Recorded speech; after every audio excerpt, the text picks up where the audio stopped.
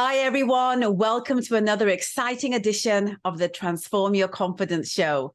My goal each week, as you guys all know, is to have insightful conversations with innovative people who have cracked the code on an aspect of professional development that can help many of us fast track our journeys to accomplishing our most ambitious and outlandish goals. Absolutely. This week's leadership and advocacy themed episode is entitled, "Are you climbing a ladder that's taking you to the wrong destination?" My guest today is leadership expert, author, and keynote speaker, Vanessa Loder, who climbed to the top of her respective field in business, only to realize that she'd been climbing the wrong ladder all this time. Having checked off all the boxes, undergrad degree from Columbia, MBA from Stanford, her career was poised for success, but once she tasted it, she realized that the success that she'd accomplished was not the same as the success that she was craving.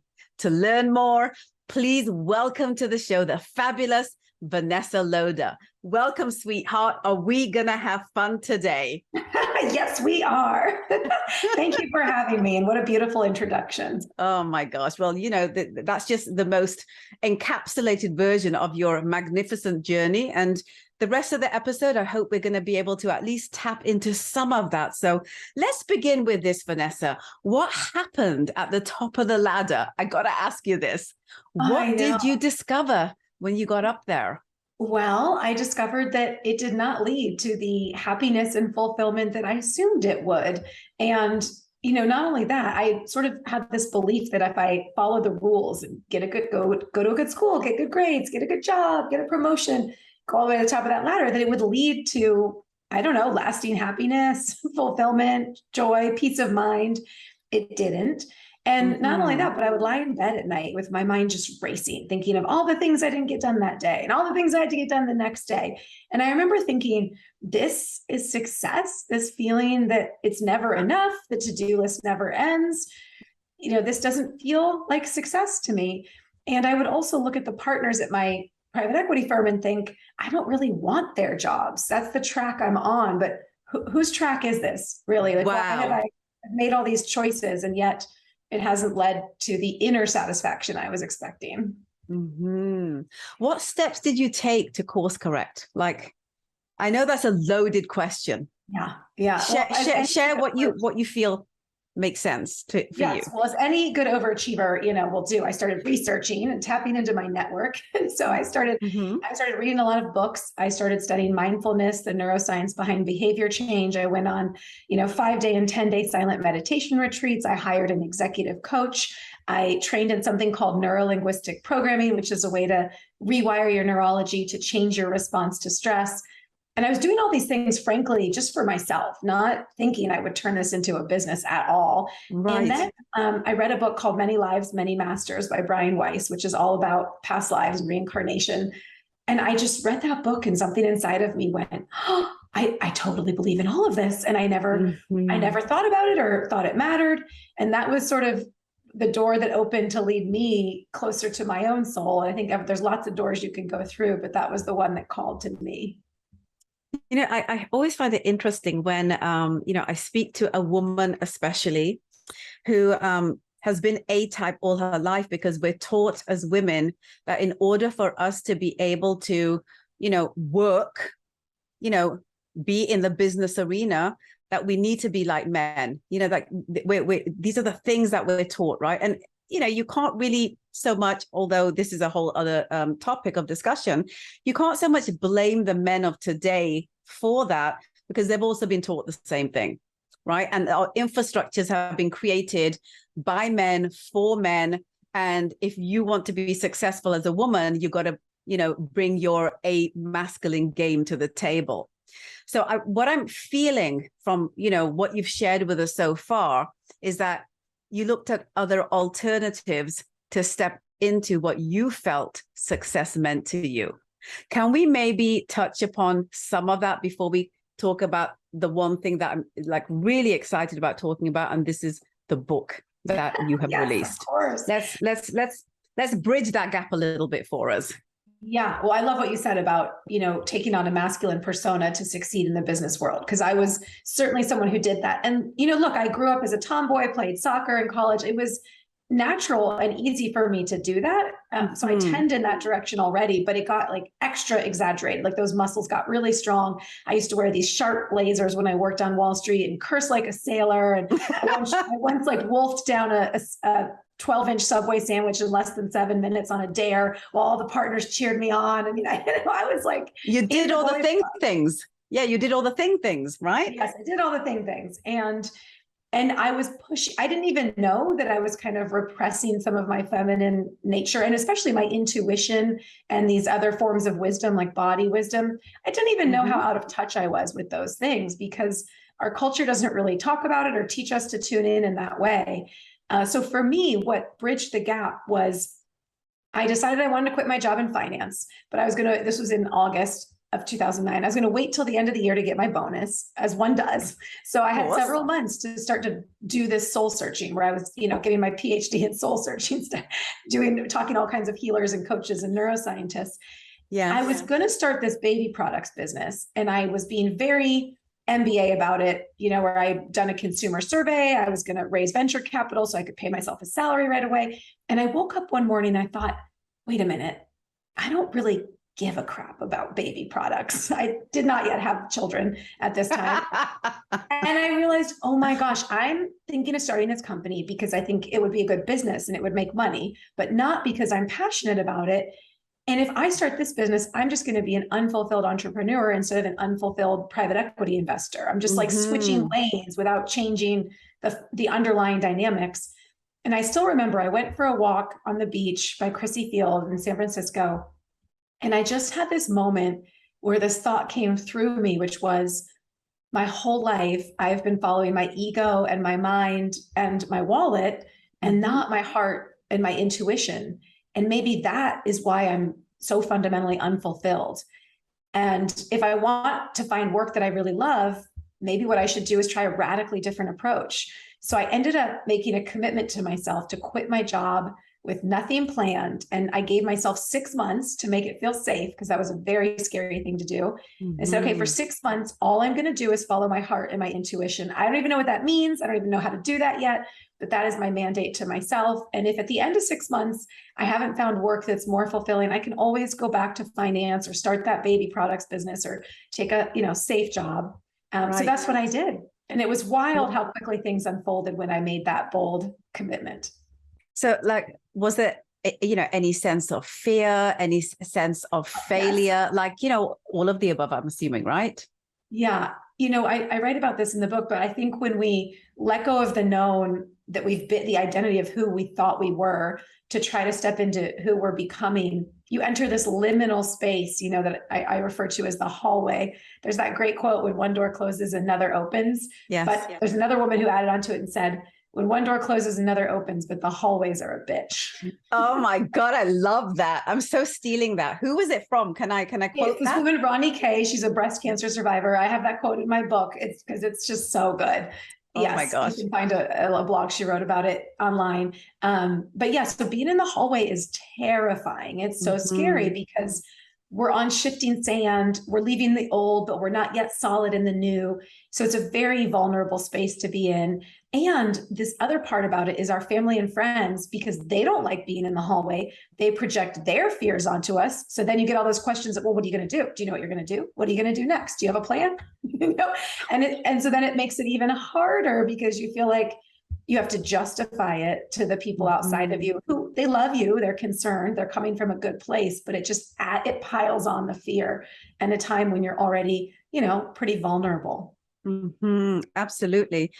Folks, if you're just joining us, I am speaking to this fabulous lady. She is absolutely tremendous. Her name is Vanessa Loder, and she's going to give us some lowdown on some of the things that as women should be thinking about, instead of the things that we've been, conditioned into believing should be our value system.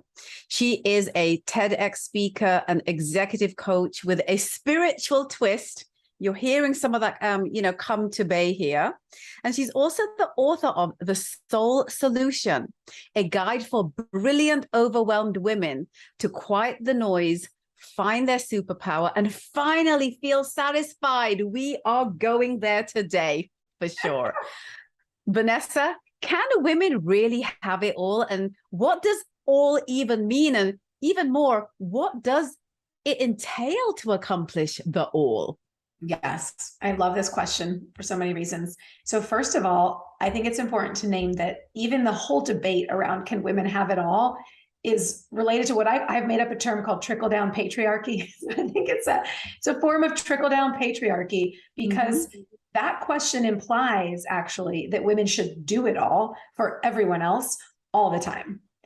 And why are we not asking that question of men? Because we're not asking them to do it all. I remember once I was giving a keynote corporate talk, I think it was at Salesforce in downtown San Francisco, and I passed this working girls cafe, and it had a sign outside that showed a woman in heels running with a cup of coffee in one hand and a briefcase in the other hand. And I remember just stopping dead in my tracks and being like, this is what's so messed up about the stories we tell about what it means to be a working woman. Like, why is she running in heels with a coffee cup and a briefcase? Also, P.S., who has a briefcase anymore? But it's like a man wouldn't be running unless a building was on fire. But if you look at all the images of moms, of working women, it's this frazzled, harried woman who's like got 8 octopus arms. And so this myth of the superwoman is something that has been part of our cultural narrative for a long time. And the issue with that is that it has seeped into the minds of women and caused us to create perfect pictures in our minds of what it should look like to be a good worker, a good mom, a good wife or partner. And then what we do is we berate ourselves and criticize ourselves when we fail to match those images. And then when we notice the self-criticism, we blame ourselves as if that's our fault and we should fix it. And so my book, The Soul Solution, debunks this myth and replaces it with timeless soul-based strategies for thriving. Because I consider myself a feminist spiritual teacher. And I found on my own journey, I had to really unpack and unwind a lot of these toxic beliefs that I had about success, about being a working woman, about being a mom, in order to create what I call more soul-centric success that's aligned with my values, that supports my well-being, that allows me time for leisure and pleasure and rest and all these things that as women, I think we've been denying ourselves for a really long time. It's really interesting because I think that's kind of the crux of it all, really, especially in the world that we live in today. How do we be this version of ourselves that actually makes us happy, makes us feel fulfilled, when the external noise of the world, and you beautifully state this as toxic hustle culture, right? How do we look at what we truly want versus the pressure of all that noise and not feel like we've failed by going down the road of being happy as opposed to making $1 million or whatever that may be? You know what I'm saying, right? Yes. And look, I love money, and I don't think we should have to sacrifice our goals and our dreams. It's just, is that goal really aligned? And are you pursuing it in a way that feels good and is supporting to you, to your whole self? So in terms of getting out of the toxic hustle culture, I mean, the first step really is to name it all, because otherwise it is just the water we swim in and we don't even see it. So in my book, I lay out a whole bunch of beliefs that we have as a culture that I think are not serving us, that are part of the old paradigm of success. I call it the success myth.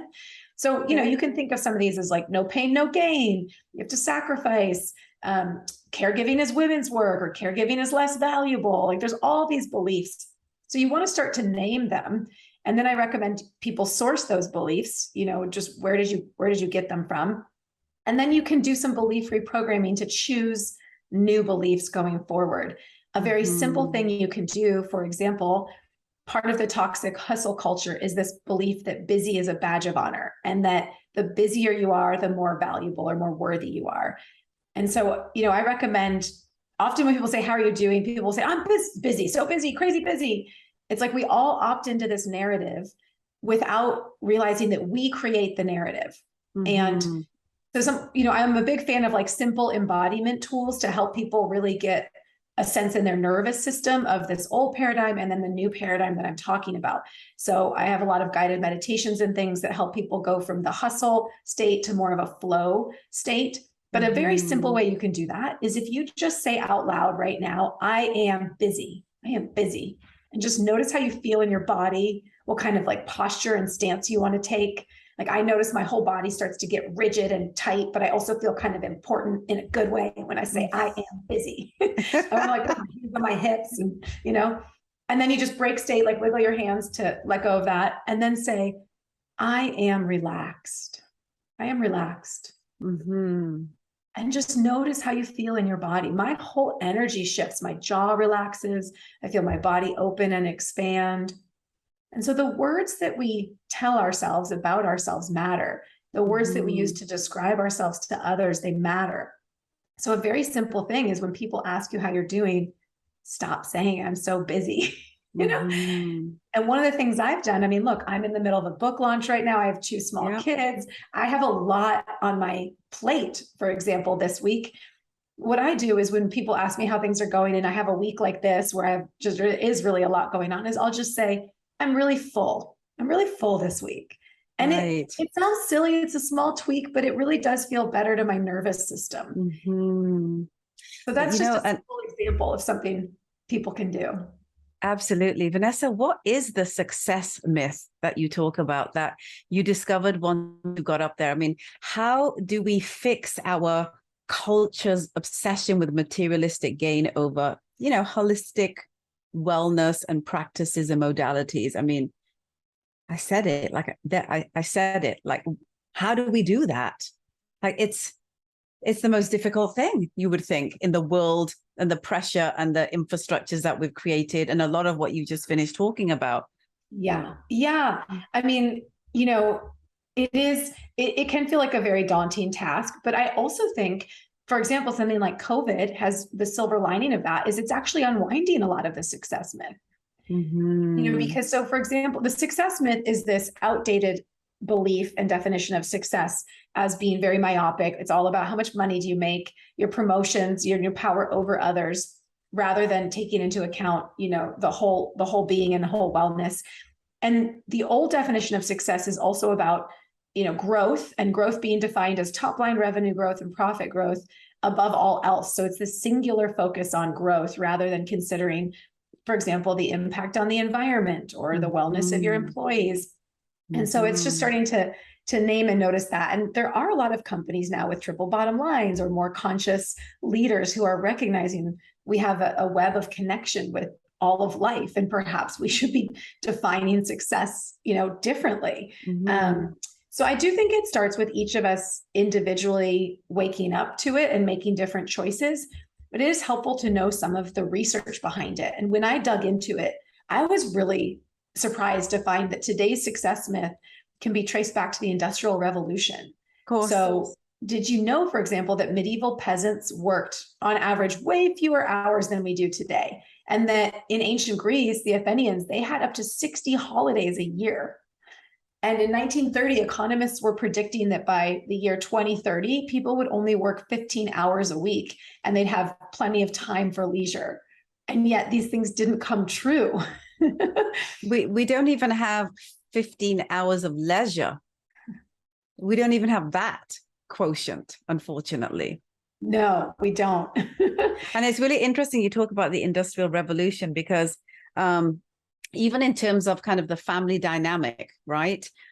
Pre-Industrial Revolution, most societies had communal family living, right? The extended family scenario. So there was a lot of support. There wasn't so much demand on the one human to do all the things, right? There were so many of us involved in making sure that there was a cohesive ecosystem that we all resided in, right? So there was, a lot more happiness in that realm.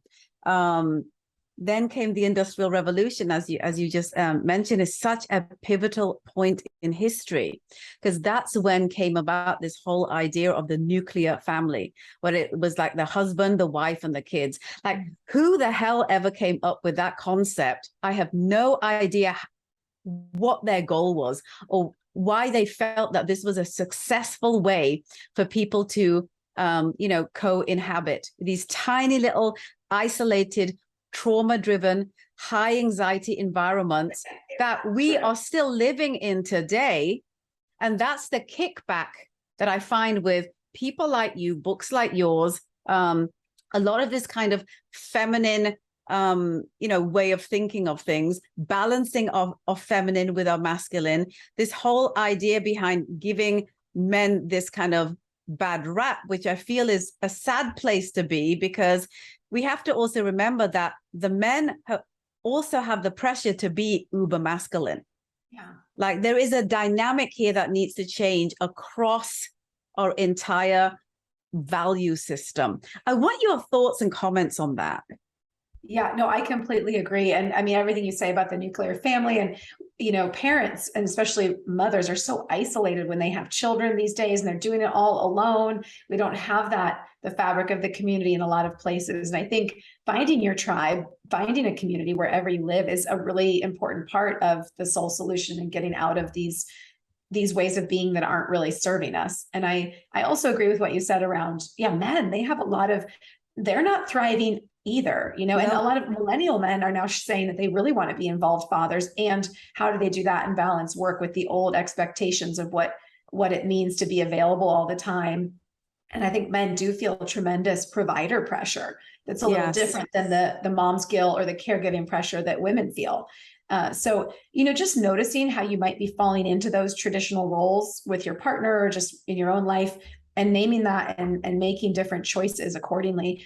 I also think it's really important for leaders to recognize that if you want to attract diverse talent and retain your employees, you're going to need to get on board with a new way of working. And I get really excited when I was talking about COVID being a great disruptor, the silver lining of it.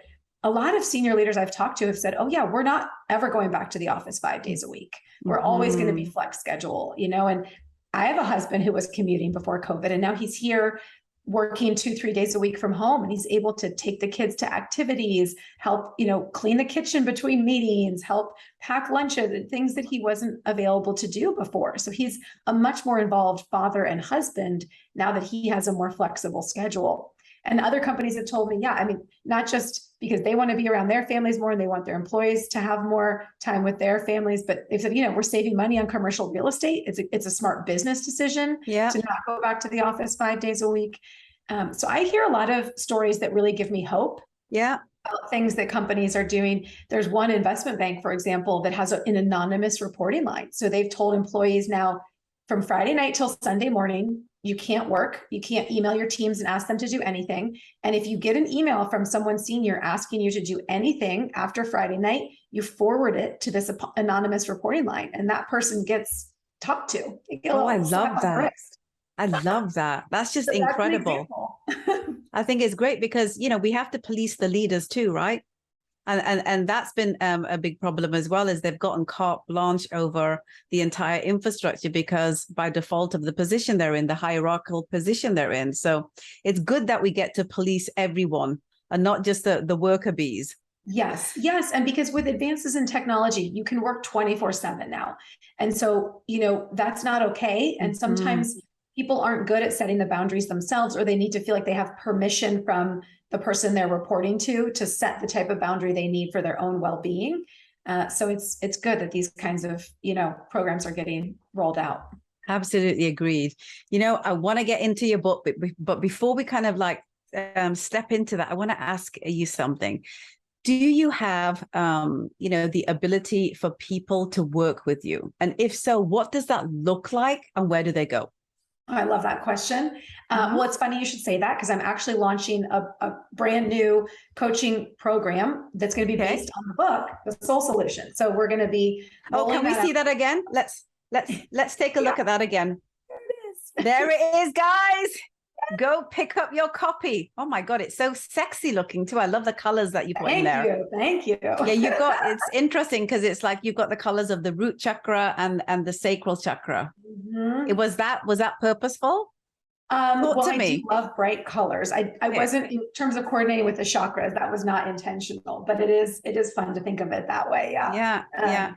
So anyway, I do have an online course called Create Work You Love, but with the book coming out, we're going to be launching these new group programs, sort of like a divine book club of sorts, where I'll be guiding people through a lot of the tools and activities in the book. So that'll be rolling out just in the next month or two. For people to join, all they need to do is buy the book through the website and take a screenshot or save a copy of your receipt. And then you'll get into the first live class or two for free. And then, you can see if you like it, you can stick around. I love that. And if people want to know more about you, where do we send them? Yes, vanessaloder.com, VANESSALODER.com. And then if you want to get the book, you just click on the big word that says book at the top of the website. I love that. Try to make it really easy and obvious. Yes. I love that. So let's talk about this book. I think that we've done enough preface to the book.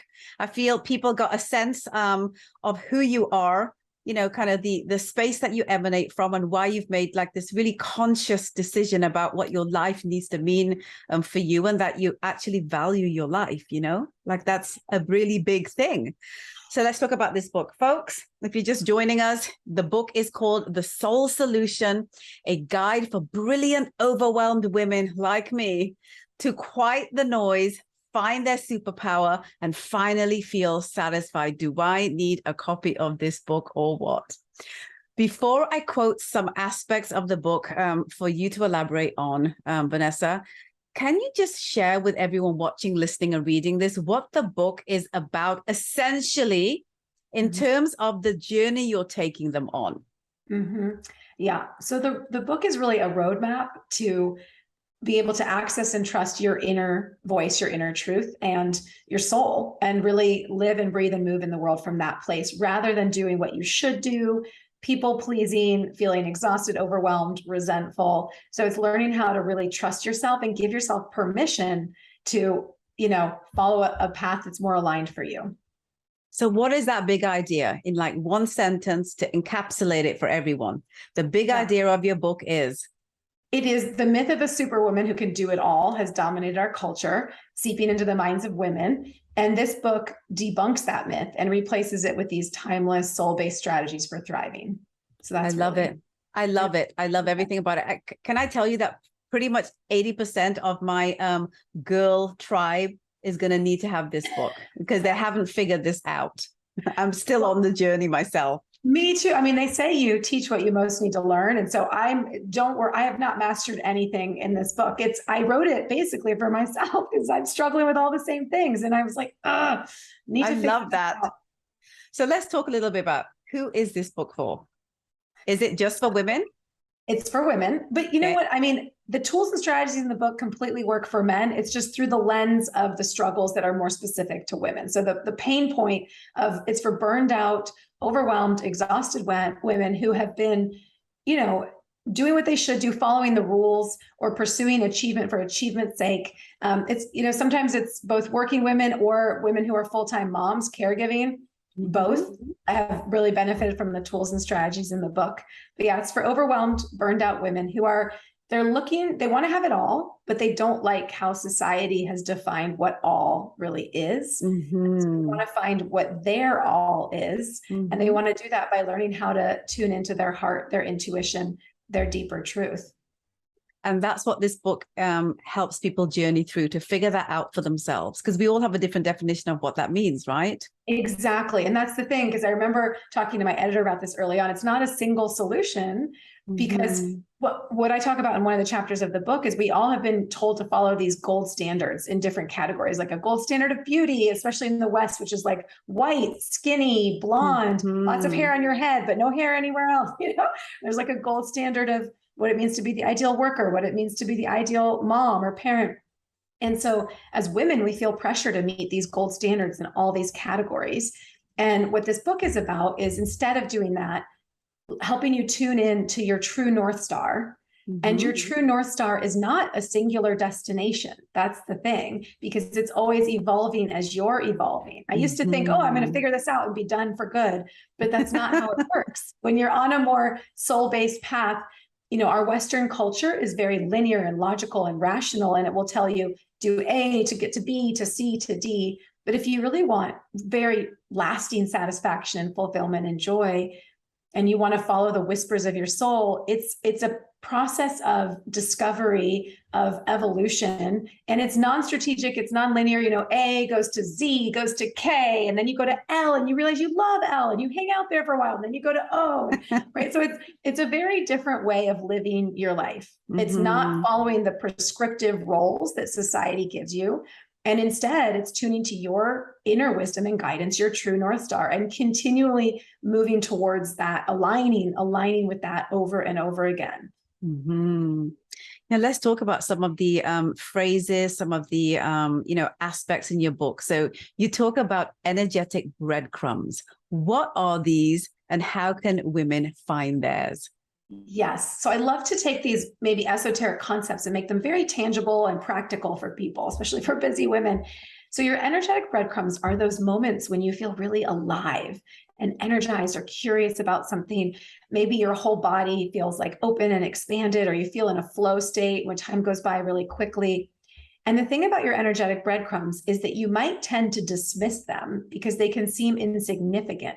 And yet when you track them and when you follow them, they lead you to your most fulfilling and joyful life. So you can get them in all kinds of ways. Maybe someone mentions the name of a book and you go like, oh, it's like your inner spidey sense like perks up when you hear that, you know. Or I recommend people do what I call an energy audit, where you journal each night on what gave me energy today, when was I in a flow state, and then really peel back the layers. So if a conversation with, you know, Christine at work gave you a lot of energy, what was it specifically about that gave you the energetic breadcrumbs? Was it Christine? Was it the topic that you were talking about with her? Was it that you offered some suggestion, or you brought these different pieces of information together and you could tell it really landed with her and helped her? What was it specifically that really gave you that breadcrumb? So as you start to notice your energetic breadcrumbs and follow them, they really do add up to a cake, you know, over time. I love that. And we all love cake, don't we? Oh, please. Yes. Absolutely. So this leads me to the next phrase. You also talk about soul board. How does it help people create more satisfying lives, this soul board? And what is it? Yes. So I'm trained in hypnosis and have a lot of tools around working with your subconscious mind. And the thing about your soul is that it often doesn't speak in language. It doesn't speak in words. It speaks to you in symbols, in images, in nature, in dreams, in synchronicity, in signs and curiosities. And so a soul board is one way to get messages and information from your soul and help make it more tangible. And so what you do, it's much like a vision board, if you've heard of that concept. Yes. You get a bunch of different magazines, but you're going to pull out pictures, not just, the word dream or my ideal house, but you're going to pull out pictures that you don't even know why you're choosing them. Something in you get an energetic breadcrumb about them. Your intuition is saying yes to that image. You don't even understand why. And you're going to choose those kinds of images and put them on a collage of sorts. And I remember leading this once at a retreat where this woman who was a female lawyer, very much like a logical, rational thinker. She was like, I remember thinking, Vanessa, how was making this soul board going to give me clarity on anything? She was, and then I saw this abstract painting of a farmhouse in a discarded art calendar. And I just knew I had to put an offer on that house. Wow. So, you're getting information from a different source, from a deeper, wiser part of your being sometimes when you do this exercise. And the other thing that really amps it up is after you've made the soul board, I recommend listening to music that you love, that makes you feel very high vibration, and dancing in front of it while looking at the images. And usually you'll get like a body signal that you're really like calling in some good energy. Like I get goosebumps up and down my arms when I'm really feeling it. And I've had wild things from my soul board manifest in my life with so much ease. My gosh, I love this. A soul board, guys. We always talk about vision boards. And when we talk about vision boards, it's often accomplishments in life, like material, accomplishments. This is a very interesting concept. And I think that I'm going to do it like on the next on the next moon that comes out, the next new moon, because I want kind of like the upward energy on this one. Totally. I love it. Well, and just one story, because it can make it more concrete. Yes. Years ago, I remember finding in a magazine this picture of these, oh my gosh, what were they? They weren't like apes or monkey, some sort of like ape or monkey or baboon, but they were in a hot springs. And they were like, there was like several of them relaxing in a hot springs with steam like coming off their bodies, and they looked so happy. Oh and my I don't know God. why, but this image, like my whole body lit up when I saw this image. It just like, oh, my heart was like, yes. I put that on my soul board. And then within a month or two, I was creating this new 30-day meditation challenge. That's just 5 minutes a day. I still have it on my website. You can find it under, I think, free resources. But anyway, I was hoping for like 100 people in the first meditation challenge I did. And I got 1,000 people. Wow. And now 20,000 people have taken it. But I remember looking at that picture of those baboons, whatever they were, in the hot springs, as I was, and being like, oh, that's what called in all the, like they represented the energy of the meditation challenge to me in a way that I think if I cut out a number out of a magazine or, something a little more ego-based, it wouldn't have clicked in the same way. Yeah. So you went for a feeling as opposed to a concrete material possibility to manifest, right? Like and when we tap into our feeling senses, we generally are on the right track. Like our senses do know what we really want and what we really crave and what we really desire. So it's really interesting. I really love this concept. I'm doing this board. It's happening. Yes. You'll have to send me a picture when it's done. I love seeing people's soul boards. And then I'll infuse my energy into your soul board and just zhuzh it up, Oh my God. I love everything about that. Just amplification overload. It's wonderful. Yes. So let's talk about a couple of things that you talk about in the book as well. Firstly, I want to just quote this. You say, women are the canary to the coal mines. Oh my God, what a statement. I'm going to say it again. Women are the canary to the coal mines when it comes to corporate America. You got to share. What does that mean and how do we address it? Yeah. I mean, this gets back to what we were talking about earlier with the success myth, that our corporate structures are not set up to support the well-being of the employees. And women are the canary in that coal mine, because if you're born in a female body, or frankly, any marginalized body, these systems were set up mostly by white men for white men. And so you're going to feel the rub even more if you're not, if you're in, a different kind of shape or form. And so it's one of the reasons why I think women are opting out of the workforce is partly because of the way that it's structurally set up doesn't really, isn't very conducive to living the life that you really want to live. Absolutely. And, from that point, you've already mentioned this. I mean, I got this as part of your one sheet. Our country is facing an epidemic of burnout and women leaving the workforce at astonishing rates. You say that the proposed solution is both internal as well as external. Can you explain this? Yeah. So, I mean, the point of that sentence is to make it very clear that it's not that the onus is on women to fix ourselves or to fix the system, because frankly, we've been doing a lot of that, and that's going to be even more exhausting. So we need allies. We need both policy change, corporate policy, government policy. I mean, the United States is the only developed country that doesn't have paid federal family leave besides Papua New Guinea. It's insane. It's ridiculous. So we need corporate policy, we need public policy. But then we do also need to change from the inside out, because I have talked to a lot of leaders and managers who've said, look, I'm literally talking to a senior leader at Salesforce the other day. And she said, I'm literally telling my employees to take time off so they don't get burned out, and they're not taking it. They're not taking the time. So how do I get people to make this shift? And so part of the soul solution is, getting really clear on your values and creating your own definition of success and figuring out what really matters to you, so that you can give yourself permission to kind of, yes, be successful at work. You don't have to sacrifice that, but perhaps set some new boundaries or make some new requests. I think a lot of women, and myself included, we're so used to doing what we should do and doing what we're told and pleasing people, that we don't realize how much power we have to advocate for ourselves, to make requests. if you're a major contributor on your team and you say, hey, look, I want to leave early on Tuesdays to make my kids' soccer practice, that might be less of a big deal than you think it is. You know, I have clients who, one of them, she negotiated to work 4 days a week instead of 5 without a decrease in her salary so that she could spend 1 day a week with her kids. And I try to share these stories as much as possible, because the more we share the stories of what we're each doing and creating, it can give you confidence that, oh, it is possible. Okay, maybe I can set some different boundaries or advocate for myself in a new way. Absolutely. And, you know, you just brought something to my mind that I want to share with you.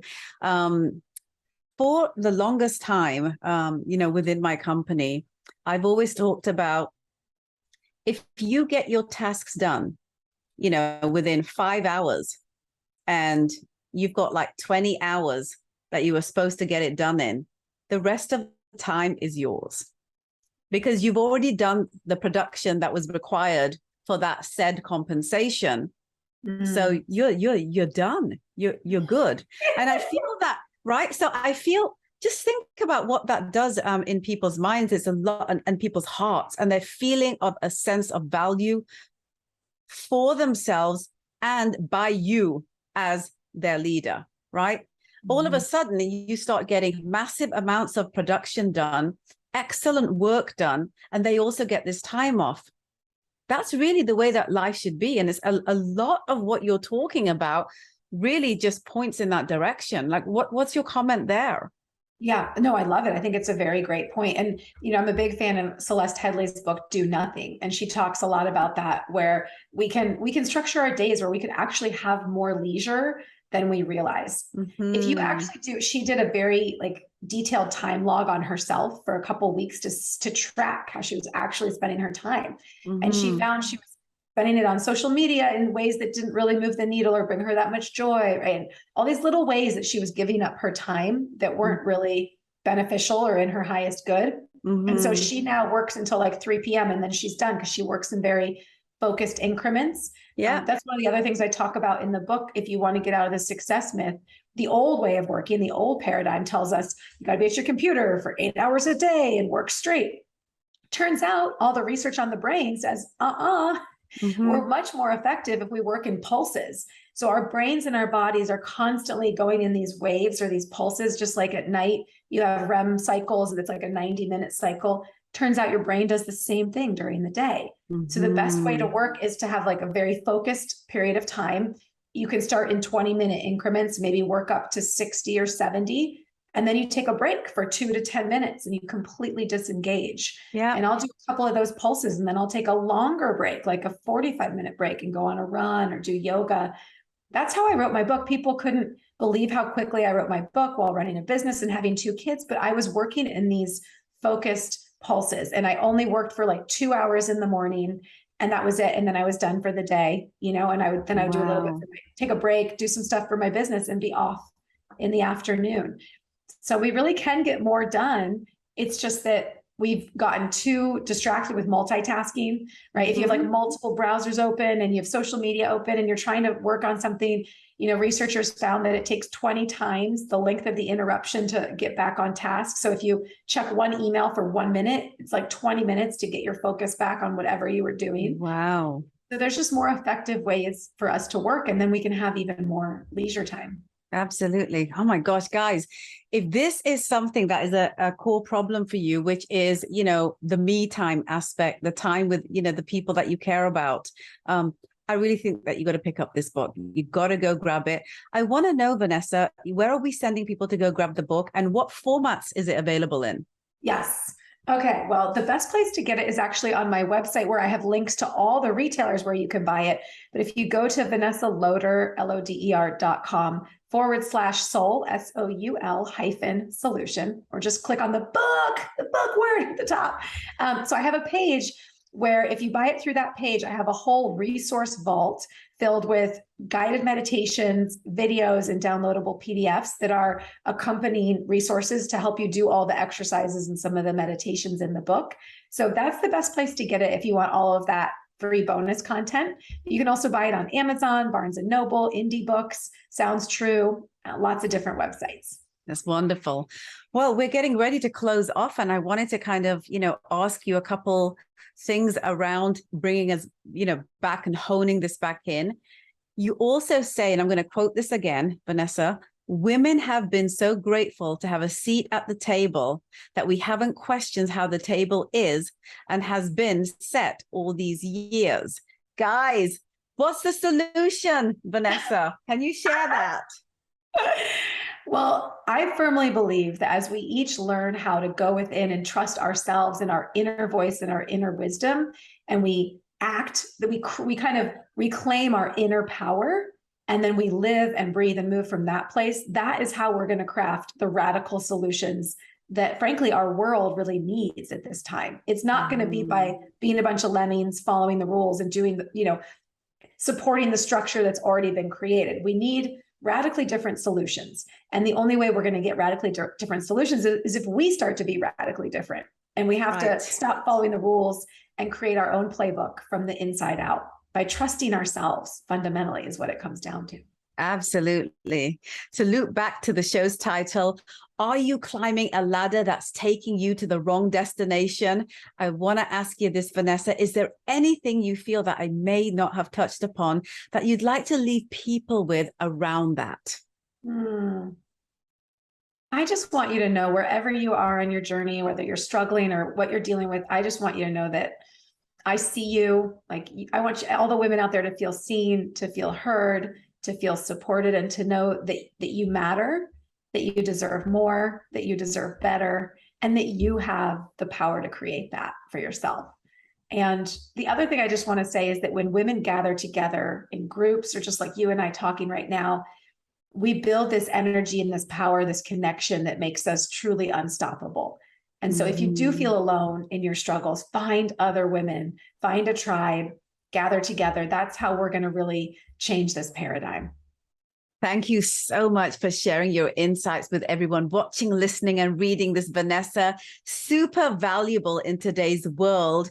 Guys, 4 words for you. Go get the book. Thank you so much. You are just such a superstar. I feel very connected to everything that you have spoken about and what your journey has been all about. And I can't wait to see all the other fabulous things that you're going to do and come back and talk about, right? Oh, yay! Me too. Well, thank you so much for having me. I love your energy. You are just like a fabulous woman. I can tell you're a brilliant marketer and brilliant at sales, just talking to you. So it's wonderful to connect with a like-minded soul. So thank you for having me. God bless you. You bless me and you've made my day. And I really hope that everyone out there got some real value from today's show, and will share it with everyone that they know. Guys, if there's anyone out there that you feel needs the learnings from today, please share this.